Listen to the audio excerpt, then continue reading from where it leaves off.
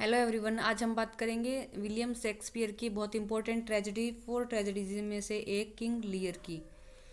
King Lear is a tragic play which revolve around a king's life that undergoes a massive change due to his impulsive decision. तो इसमें king होता है वो जल्दबाजी में decision ले लेता है और उसी के जो बाद में जो रिजल्ट होता है उसकी स्टोरी है ये। Written by William Shakespeare. King Lear summary. King Lear divides his kingdom among the two daughters who flatter him and banishes the third one who loves him। तो दो डॉटर होती है वो बहुत एक तरह से फ्लैटर होती है और जो एक अच्छी होती है उसको निकाल देते हैं किंगडम से। His eldest daughters both then reject him as their home, so Lear goes mad and wanders through a storm. His banished daughter return with an army, but they lose the battle and Lear, all his daughters and more died. इसमें क्या होता है कि जो छोटे वाली daughter होती है वो बहुत प्यार करती है, लेकिन वो दोनों उसको निकाल देती है, अपने फादर को भी निकाल देते हैं। फिर जब छोटे वाली डॉटर को पता चलता है तो वो आर्मी लेके आती है, लेकिन वो बैटल हार जाते हैं और सभी सभी की एक तरह से लड़ाई में डेथ हो जाती है। King Lear begins as the Earl of Gloucester, introduce his illegitimate son Edmund to the Earl of Kent. इसमें किंग लियर स्टार्ट होता है कहाँ से? अर्ल ऑफ ल्यूक्सेस्टर होता है जो अपने इलिजिटिमेट सन एडमंड को इंट्रोड्यूस करता है। लियर king of Britain enters with his court. और जो किंग लियर होता है वो ब्रिटेन के कोर्ट में एंटर करता है। Now that he is an old man, Lear has decided to divide his kingdom between his three daughters. तो ये बूढ़ा हो गया है तो ये सोचता है कि मैं अपना किंगडम अपनी तीनों बेटियों के बीच में डिवाइड कर दूँ। The division will depend on the quality of each princess declaration of love for her father before the court. तो वो बोलता है कि मैं ये बाद में डिक्लेयर करूंगा। सबसे पहले वो अपनी बेटियों को पूछता है कि कौन मुझसे सबसे ज़्यादा प्यार करती है। तो सबसे पहले Goneril, Duchess of Albany, and Regan, Duchess of Cornwall. Both speak enthusiastically and earn their father's praise। तो ये बहुत चापलूसी होती है, बड़ी बड़ी बातें बढ़ा चढ़ा के बोलती हैं कि हम तो तुम्हें इतना प्यार करते हैं, ये करते हैं, वो करते हैं। रिगेन और गॉनरिल ये एक तरह से अपने फादर किंग लियर को इम्प्रेस कर देती हैं। लेकिन जो छोटी होती है बद द कोर्डेलिया यंगेस्ट, ये मतलब बहुत ही सिंपल आंसर देती है कि पता नहीं, मैं वर्ड्स में नहीं बता सकती कि मैं कितना प्यार करती हूँ। जैसे एक फादर को एक डॉटर करती है वैसे ही करती हूँ मैं तो। The youngest says nothing because she can not voice her deep love for Lear. तो वो उसका डीप लव था बट वो वर्ड्स में नहीं एक्सप्रेस कर सकती थी। Misunderstanding his daughter Lear disowns and banishes her from the kingdom. तो उसको गुस्सा आता है कि ये कैसी बेटी है जो कुछ बता ही नहीं सकती कि अपने फादर को कितना प्यार करती है। वो उसको अपनी प्रॉपर्टी या जो भी किंगडम होता है उससे निकाल देता है और वहाँ से बैनिश कर देता है। He also banishes the Earl of Kent who had taken Cordelia's side against the king। जो अर्ल ऑफ कैंट होते हैं वो कॉर्डेलिया की साइड लेते हैं तो ये उनको भी निकाल देते हैं। This action by the king divides the kingdom. तो जो किंगडम होता है वो दो बेटियों में बंट जाता है।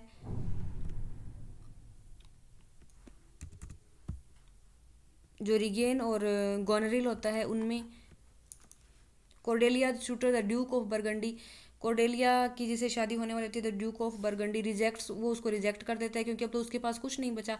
But the king of France value her honesty and takes her as is wife. तो जो किंग ऑफ फ्रांस होते हैं वो उसको एज ए वाइफ ले जाते हैं, वो उसकी ऑनेस्टी की वैल्यू करते हैं। Lear's kingdom is shared between Goneril and Regan and their suitors. तो इनके शूटर्स कौन होते हैं? The duke of Albany and Cornwall respectively. Lear plans to alternate living with each of them. तो वो प्लान करता है कि कभी मैं गॉनरेल के साथ रहूंगा, कभी मैं रिगेन के साथ रहूंगा। ये काफ़ी फेमस लाइन है, nothing will come of nothing, King Lear act 1 scene 1 की। On the other hand Gloucester is also facing, एक दूसरी जहाँ पे ये स्टोरी शुरू होती है जो अपने इलिजिटिमेट सन को इंट्रोड्यूस करते हैं एडमंड को ग्लूसेस्टर में, वहाँ पे प्रॉब्लम्स चल रही होती है। Edmund convinces him that his, वो उसको अपने फादर को कन्विंस करता है कि लेजिटमेट सन जो इडगर है वो उसको मारना चाहता है। तो वो इडगर को वहाँ से thus Edgar flees and disguises as a crazy beggar. तो उसको पता चलता है इडगर को कि ये प्लान कर रहे हैं, ये कहीं तुम्हें ना मार दें।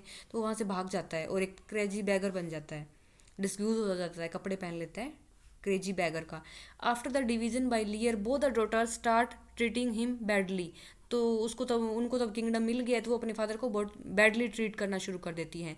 This drives him mad so he runs off into A storm. तो वो पागल हो जाता है और एक स्टॉर्म की तरफ भागता है। Kent and his fool join Lear there. Moreover Edgar also join them and together they lead him out of the storm. तो जो बैगर बनता है वो भी इनको ज्वाइन करता है और स्टॉर्म से बाहर निकालता है। Finally he reunites with Cordelia, Cordelia जिसको बाहर निकाल दिया था, who is upset at father's condition, वो उसको बहुत बुरा लगता है अपने फादर की कंडीशन को देखकर। She decide to go at war to bring justice for her father. Back at the kingdom Goneril and Regan are falling in love with Edmund, जो एडमंड इलिजिटिमेट सन होता है, ये दोनों ही इसके प्यार में पागल हो जाती हैं और इसको प्यार करती हैं दोनों ही। Goneril poisons her sister Regan so she does not get together with, ये जो गोनरिल होती है दोनों बहुत ख़राब होती है, जो गोनरिल होती है वो ही अपनी सिस्टर रिगेन को एक तरह से पॉइजन देने की कोशिश करती हैं ताकि दोनों एडमंड से प्यार करती हैं तो फिर एडमंड सिर्फ इसी के लिए बच जाए। तो कॉर्डेलिया लूजेज द वॉर, जो कॉर्डेलिया अपने फादर की कंडीशन देख के किंगडम पे अटैक करती है तो वो वार हार जाती है। And is taken a prisoner along with her father, तो वो प्रिजनर बन जाती है अपने फादर के साथ, किंग लियर के साथ।